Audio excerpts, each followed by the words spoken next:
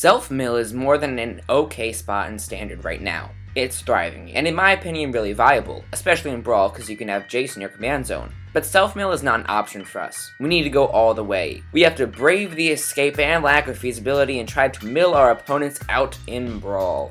We must use everything in the Commander video has taught us and make this deck as crazy and maybe even powerful as possible. Let's get into it.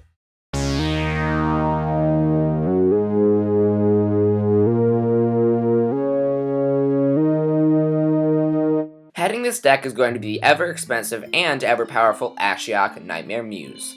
This is going to be our commander because it can protect itself while creating tokens that will block for us. Plus the -3 is able to remove things like gods to extend our life in a given game. The -7 should keep us around a while we mill a person out. With him there will be 4 other walkers in the deck. First up is Ashiok, Dreamrender, because he is not only going to prevent opponents from searching for something valuable, but slowly mill out our opponents with that -1, and take care of escape cards. If we can proliferate with a card like Flux Channeler, then we can do a lot of damage in terms of cards milled. Ashiok, Sculptor of Fears, is the next in a chain of Planeswalker deck walkers in these Brawl videos, but hey, this one synergizes and we really don't have that much better. It mills and reanimates cards. Jace, Wielder of Mysteries, is next up, and as much as I wish it could be in the context of a self-mill, it's not. But mill is still mill and he still draws us cards. Also good against persistent petitioners, just saying. The final Planeswalker is going to be Narset, Partner of Veils, because it not only has a powerful static ability, but it can also draw us cards essentially as we turn loyalty counters into more mill spells. But what instant and sorceries do we run?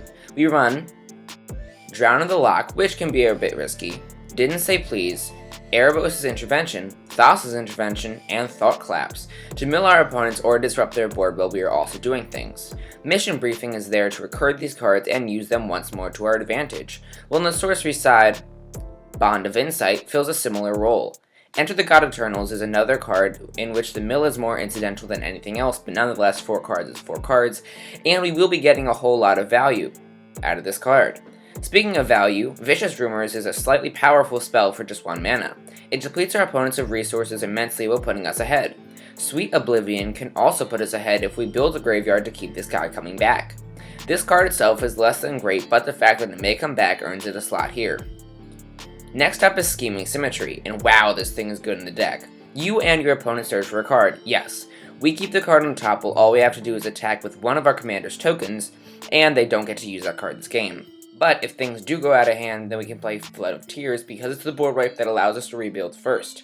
And when Ashiok comes in, we get the immediate value of activating an ability. Because of Ashiok's value, we want to get him out early, which is why we have Arcane Signet, because it ramps, and we have Folio of Fancies to draw cards and replenish our hands. Plus it doesn't hurt that drawing cards is less cards in a library. Plus the Folio can mill our opponents out slowly but surely. The last section we will visit prior to creatures is our Leyline of the Void and Leyline of Anticipation section. Oh, our enchantment section. So besides the cards I already rudely spoiled, we have Drowned Secrets for the incidental mill that may win us the game. Mill is not easy, especially in such a fast format as Standard, so the creatures are key to giving us even a chance to not get killed absolutely. So here we are with those creatures. As we said before, Flux Channeler is the first creature we are playing because of the fact that our commander is a Planeswalker and it will be able to ultimate very quickly when this card is on the battlefield. Next is God Eternal Kefnet, which is a win condition in more than one way. It can copy kill spells and clear the board so that we can swing in, or we can copy mill spells and get extra value. Either way, this card makes a path for a potential victory. The Zav the Multifarious can copy a dead mill piece and restore balance to the universe and keep up our deck's mill. Merfolk Seeker Keeper is a blocker that has the mill when it enters. Mindrag Harpy is a creature that is unplayable in most decks, but here it will mill for 3 cards every turn. Another card that will mill, but unfortunately only when it enters, is Overwhelmed Apprentice. What this card does do is set up our future turns with that scry ability. Sage's Road Denizen also mills when creatures enter our battlefield, which may tip the scales in our favor. Plus the Nightmares created our black-blue by our commander. Spark Double is going to be crazy in this deck because we get to copy our commander. We don't just get 1 commander producing Nightmare tokens, we get 2 now.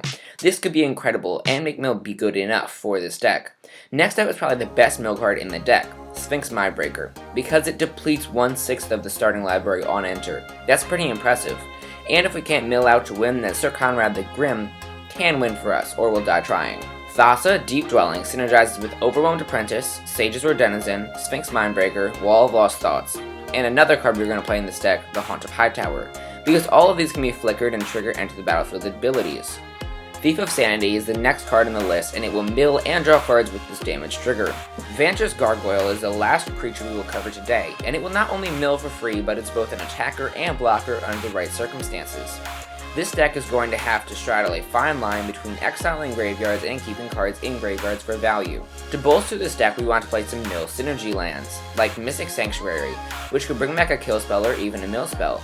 We also run 2 castles, Castle Locthwain and Castle Vantress. Cryptic Caves is another land that can replace itself late game while we play Blaststone for a second board wipe if need be, especially because this one will spare our tokens. Finally, in our lands, Field of Ruin is going to deal with a possibly opposing Blaststone or a token producing land.